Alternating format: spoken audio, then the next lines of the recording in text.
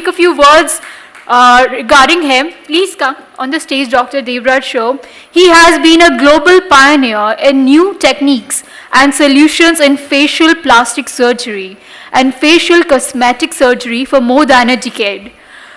While facial plastic surgery and facial cosmetic surgery are well-known super specialties globally, very few surgeons in India are specially trained in these specialties. Surgical precision on the face especially is very, very important, and hence specific training and experience in the facial surgeries becomes very important in providing top-class evidence-based care to the patients. The face is a cross-over zone and multiple subspecialties. Shome recognizes that it is impossible for any one surgeon to be good in all spheres of plastic and cosmetic surgery, and hence we believe in a multi-speciality approach to give our patients the very best in plastic and cosmetic surgery. The aesthetic clinics have multiple centers in Mumbai, Kolkata, New Delhi, Bangalore, and Hyderabad in India. Dr. Shome is also a celebrated best-selling, internationally acclaimed author. Dr. Shome's book, Dear People, With Love and Care, Your Doctors, is on the bestsellers list in India for many weeks. This book is an anthology of short stories based on the real-life doctor-patient relationship. I take this opportunity to ask Dr. Devraj Shome to address on research and its ramifications for the human race, decoding the Omicron scare. The floor is yours, sir. A big round of applause for Dr. Shome.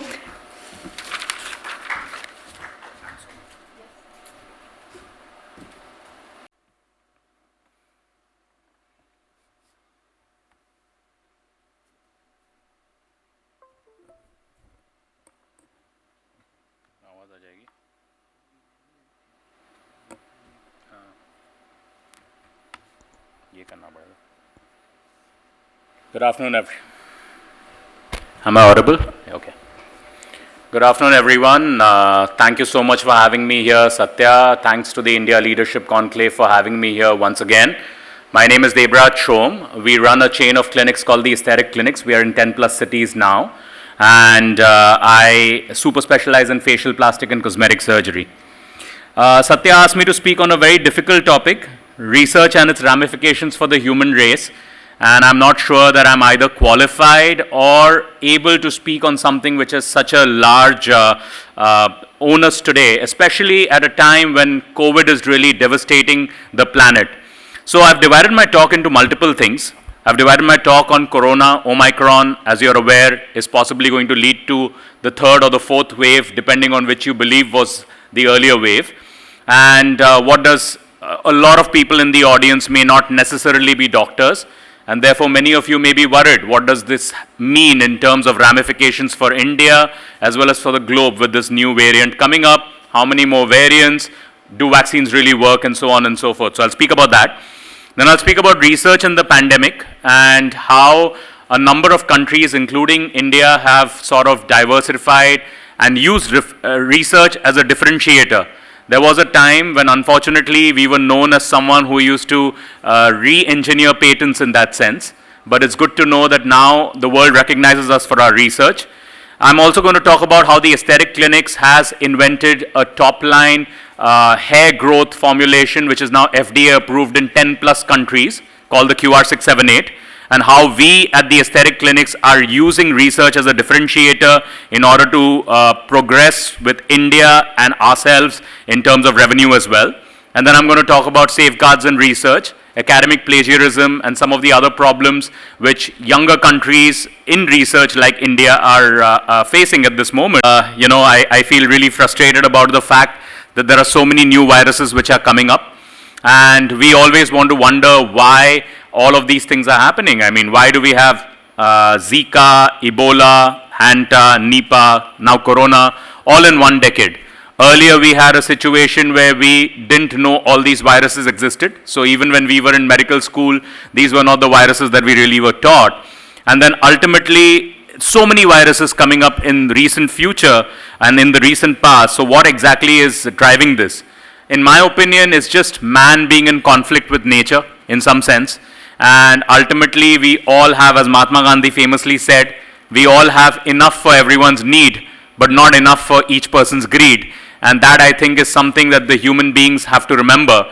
We are getting into conflicts, we are getting into zones where we are crossing over with zoonotic diseases because there are viruses which are jumping across species. And obviously, we need actionable steps to really prevent this catastrophe. And that's, of course, a discussion for another day. And a lot of people will feel very strongly about this. What I want to do is, I want to go through a line of frequently asked questions. So this, I thought, would be the easiest way to talk about what Omicron means for the planet. And maybe many of you have these questions, and we can even have some more questions coming. How does the Omicron variant differ from the Delta variant of SARS-CoV-2? So essentially, these are all mRNA viruses, and there are small projections from the virus surface called spike proteins.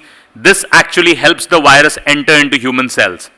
Now, the protein structure of Omicron is significantly different, and these are obviously due to mutations which have accumulated over time.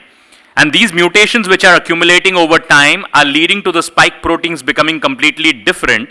So imagine that, you have the Indian border and you have the Indian armed forces which are made to prevent any intruders from coming in. Unfortunately, the intruders now have morphed and changed themselves so much, you can't even recognize them as an intruder. That's basically what a mutation does. So what impact does this alteration in spike protein have on infections? It is said, and still there is data which is coming in, but the initial data coming out and emanating from South Africa and from the WHO seems to suggest that the virus is able to bind to human cells more efficiently, and this leads to them spreading more easily. However, this does not mean more severe infection. So this mutation may not cause more severe infection, but it does look as if this can spread much more rapidly than Delta could. So from that perspective, the worry is that if it infects so many more people, then the chances of hospitalization of at least some of those people will be significant, overwhelming our structures and our healthcare infrastructure once again. And that is basically why some of the worries that the governments are having with regards to the Omicron. So how did this originate? How did the Omicron variant really originate? I mean, are these being created by God, or how does this really happen?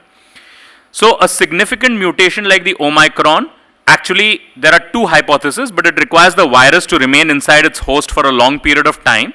And when the infection is not severe enough to kill the host. And there are two theories on how the virus really came about. It may be that once it came from the bats to human beings, it may have jumped again into an animal host to which it was not harmful, mutated inside this animal, and then come back into humans.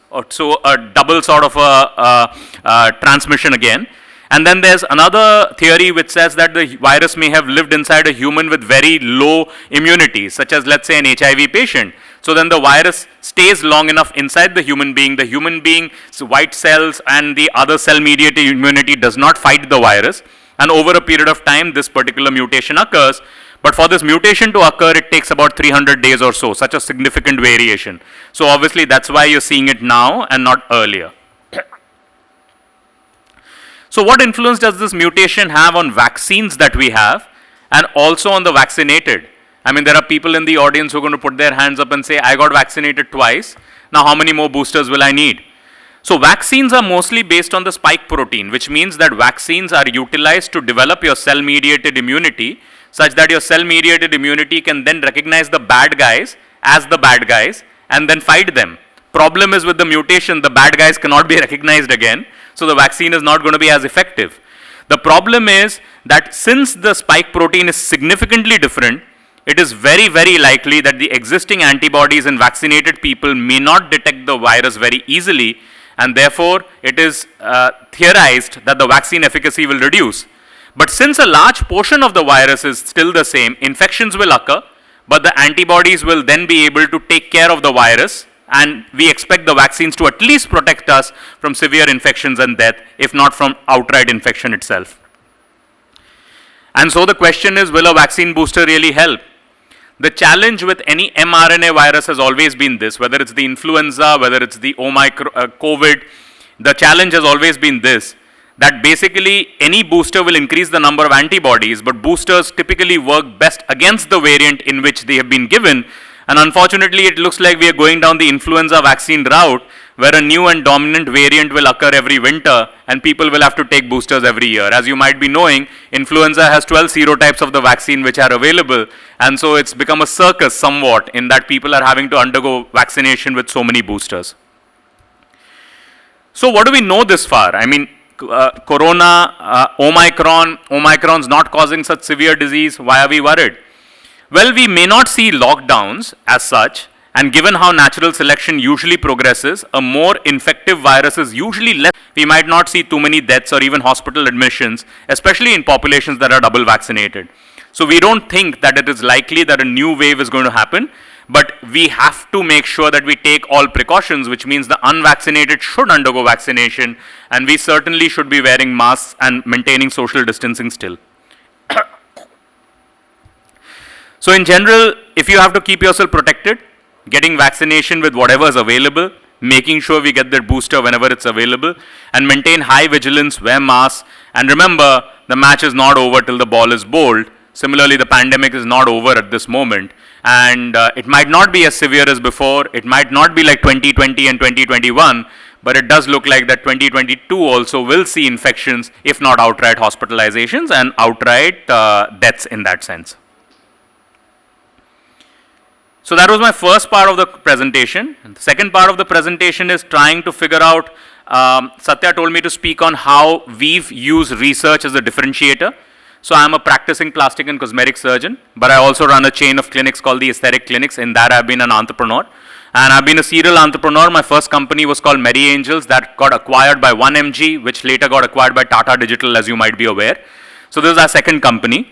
And one of the products that we've come up with is called the QR678, which is a hair growth formulation, which was invented in India, but is now FDA approved in 10 plus countries. And we're going to take you through the entire development cycle in order to make you believe that research can be a great way to differentiate ourselves from the rest of the planet.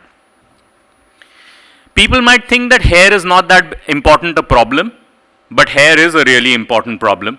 Hair is a big problem for people with chemotherapy, and I started my career from Tata Memorial Hospital. So people who develop cancer, especially women, and when they go ahead and lose their hair, looking into the mirror and seeing themselves without hair post the chemotherapy reminds them on a daily basis that they had cancer, and that has been shown repeatedly to lower their ability to fight the disease because it decreases their quality of life. Ultimately, quality of life has to improve. So whether we are losing hair through hormonal reasons, through chemotherapy, through PCOS, through androgenetic alopecia, fact of the matter is it does impact people. And now our research is actually showing that it impacts people significantly in confidence and many other things which are necessary for people to live in. And it's a growing concern. I mean, when we started our practice about 12 to 15 years ago, at that moment in time, people who were presenting with hair loss were actually in their 30s, mid-30s, early 40s. Now it's something which is happening in the late teens and early 20s as well. And the lifestyle choices, the hormonal imbalance and the stress, and more of the human beings sort of trying to circumvent nature and trying to prove that they are superior to nature, which is taking its toll in various other ways. Why is hair important for India? And we were very proud and privileged to be winners of the Innovation Awards this year, which was just presented by the Governor, His Excellency Bhagat Singh Koshyari ji, the Governor of Maharashtra, just last week. And why are we being awarded for this? Because India was never really known as a hub for cosmetic preparation. And by going ahead and developing cosmetics, we are actually bringing India to the forefront of everyone's consciousness. And the global hair care market is really, really large. It's 211 billion as we know it, and it's growing repeatedly and every year. This slide is very important because research, for at least cutting edge research, for us to hit the market with this particular product has taken the better part of the last decade. It actually started when we were researching on retinoblastoma and neuroblastoma in my earlier avatar as adjunct faculty at the IIT Mumbai, Indian Institute of Technology Mumbai. And that actually, this is a very important slide. I mean, you know, especially when people in the government are speaking to us, they tend to believe that hair is just a cosmetic issue, but what is not on the head can actually impact what's inside the head. Life ultimately is a confidence game, and especially for women, if they lose hair, it does cause a significant problem with self-esteem, confidence, and we've even seen in our research that a lack of sex drive can be because of the loss of hair itself.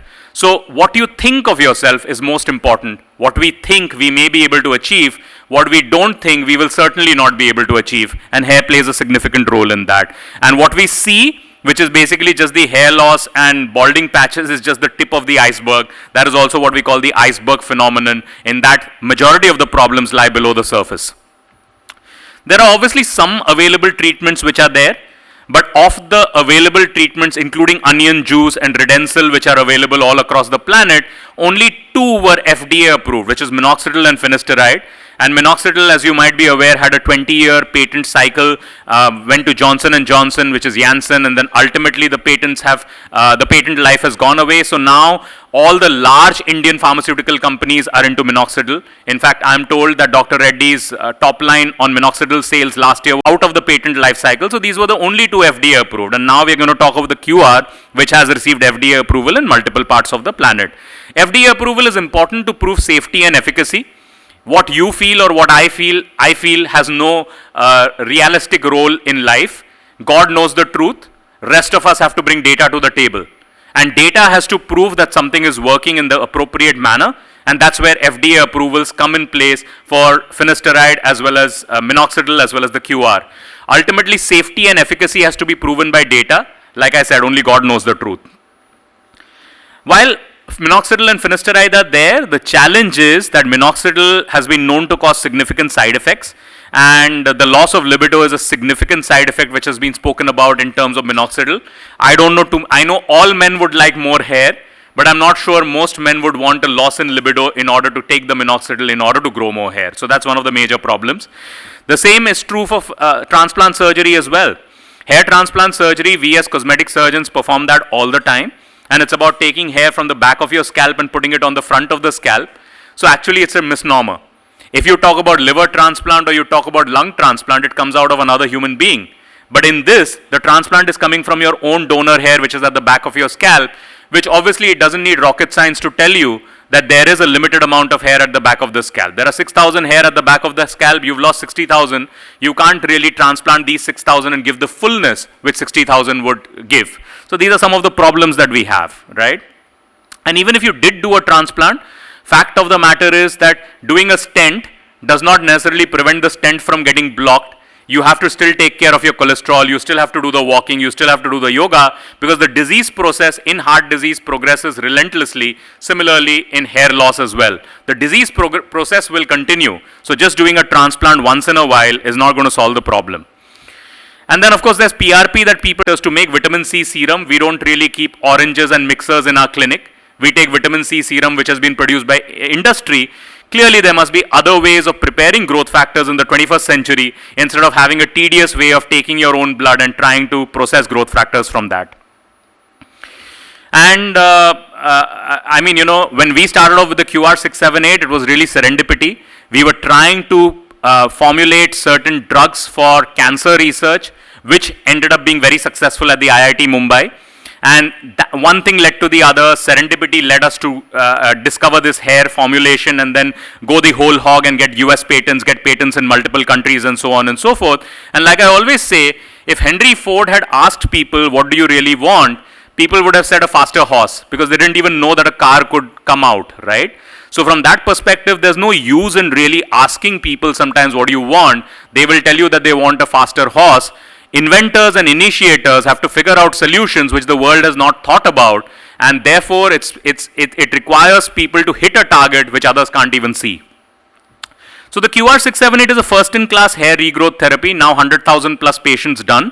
It's a revolutionary treatment for alopecia, and it has been patented in the US, in India, undergoing patents in other parts of the world, and is FDA approved in 10 plus countries, including the UK and the EU. Why the QR678? Well, because QR is quick response, And 678 in Morse code actually means a difficult to solve problem. So the QR678 it solves a difficult to solve problem, which is alopecia, and that's why we named it the QR678 many years ago.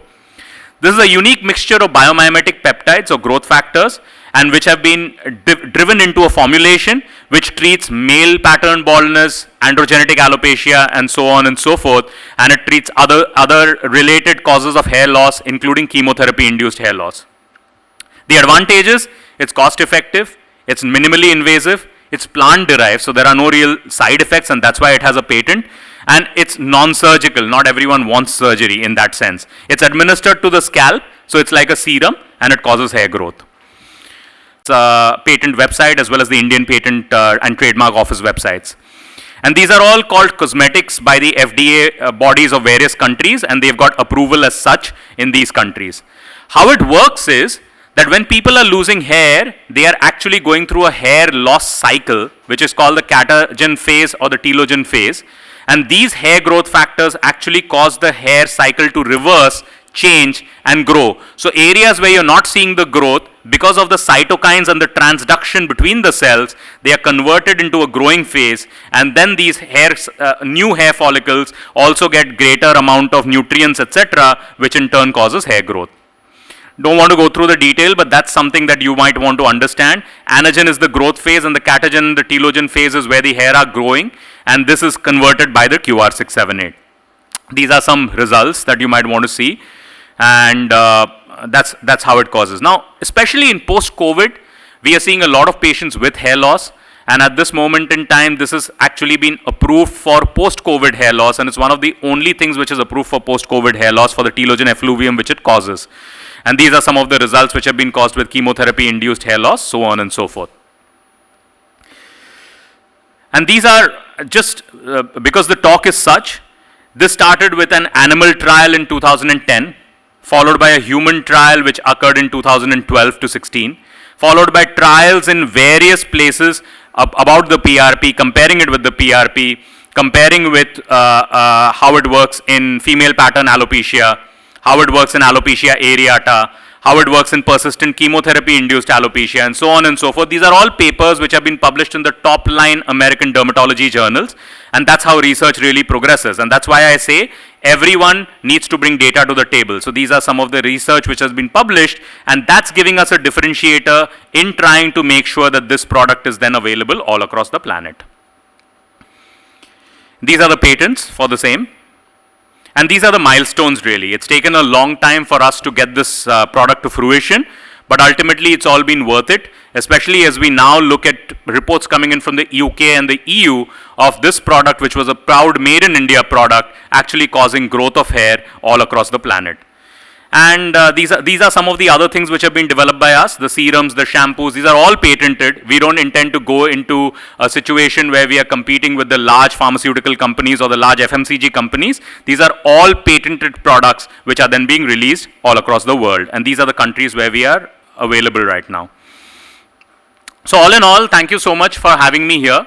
One of the other things that Satya wanted me to speak on is also about academic plagiarism. Research is important as a differentiator, but unfortunately, especially with some of the incidences which have occurred recently at the aesthetic clinics, we've sort of figured that people want to steal other people's properties and claim it as their own in the other parts of the world. Unless and until we make it unacceptable in India as well, there will just be no way that India can progress from a research perspective. I was told at the awards function last week by Abhay Jereji, who's the Chief Innovation Officer of the Government of India, that India files only 1/10 the number of patents that the US and China file. We are number 3. And it's time that we start endeavoring to get to number 1 and 2, because it's research which will prove the differentiator, especially in a world where ideas make all the difference to the way the human race progresses. I thank you so much.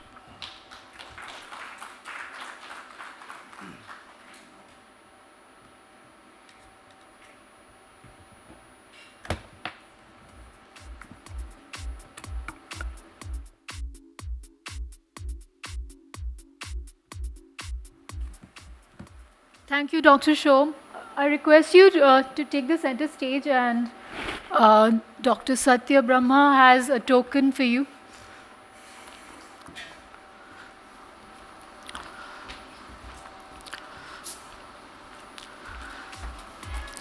I have a few questions to ask you actually, if you could answer those queries. Thank you, Satya. Dr. Dilibraz, I know you, you're my friend actually, so I know you for a long time. And you're one of India's biggest facial plastic surgeon, and you've been visiting various other countries for the Hollywood actors and all. So what is the stark tantrums that you feel in Bollywood actors and the Hollywood actors? People ask me, because I started my career from reconstruct due to an acid burn, or it's more difficult to correct a 1 millimeter difference in the nose, which maybe a star would want. I think the two are very different challenges. One is a challenge surgically, one is a challenge emotionally. So it really depends on that. I mean, the star tantrums are a little bit harder to manage because they need a lot of hand holding, and there's no blaming them. Of course, they earn their bread and butter from the way that they look. So it needs a little bit more patience on the emotional aspect with them. So, being an expert as a facial plastic surgeon, sometimes back, in fact, I told Leslie has got a wonderful face, she's stunning actually. I asked you if you could do something to her. Why did you tell me that she doesn't require any makeover actually? I think treatments are important to make people look their best. And today, the technology is such, everyone can look affordable as well. However, it doesn't necessarily give us the license to mess with people's faces just because they are asking us for it. She's very pretty. Maybe in 5 years' time, we can do something to preserve her. Can you make a 20-year girl actually? Take it back to some 10 years back. If I make her 20 years younger, she'll probably come back into the cradle. So I don't think we should do that. All right. Now the very important questions about the academic plagiarism which we are talking about now. This is the subject which actually the entire research communities are facing, those who are having the patented products and those who have the scientific knowledge know-how like you have. There is a not facial plastic surgeon. She was working with you. I don't mind naming her. Her name is Dr. Sapna Vadera, if I am not mistaken. She was recently in news for stealing your, the scientific data, some of the pictures before and after, and put it in a national conference. How dare she could do that? One, two.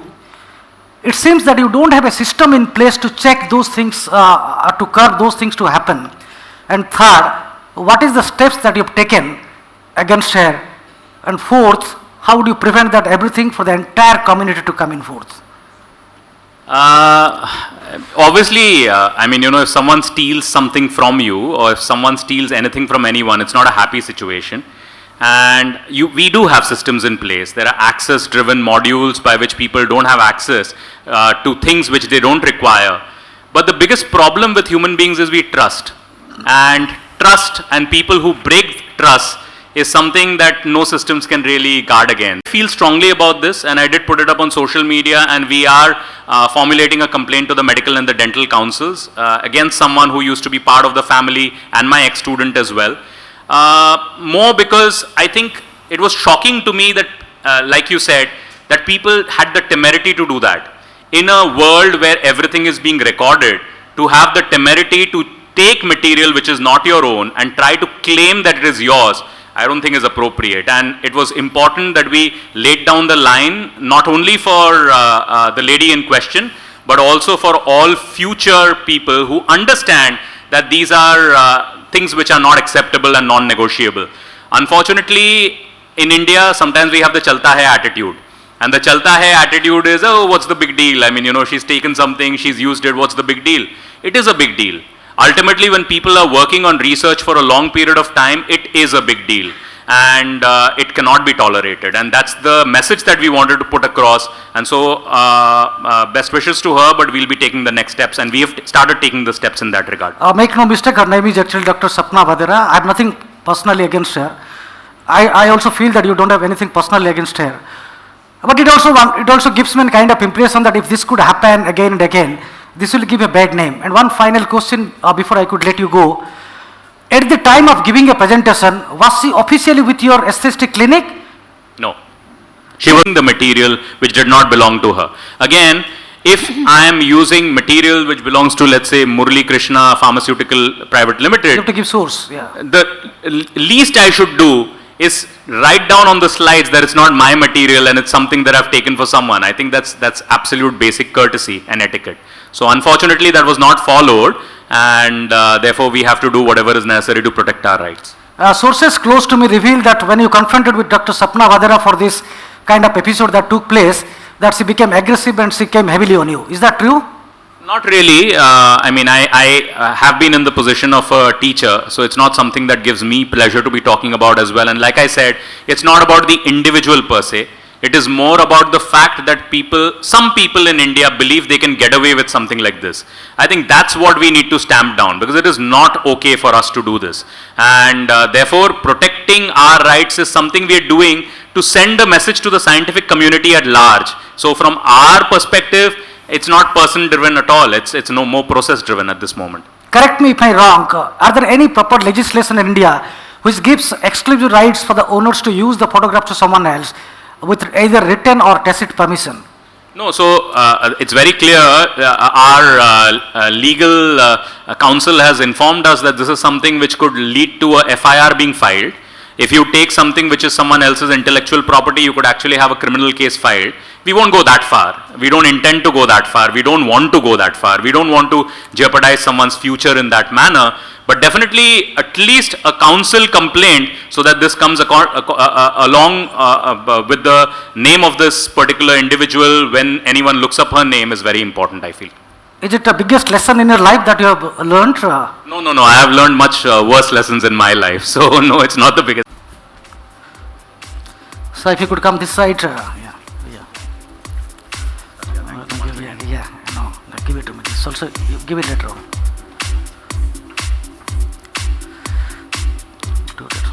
Thank This is it from writing. Once again.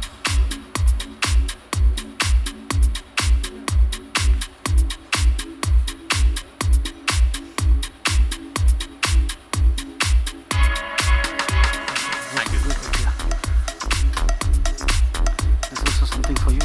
Made in India brand. So.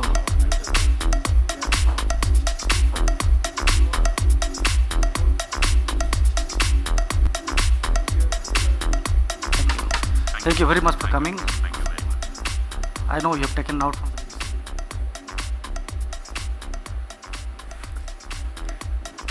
the With this grand moment that we just watched right now, I have to announce that we are going to take a break for lunch, and we shall resume many more discussions and watch our speakers, and there will be some awards also after the lunch. So guys, bon appetit.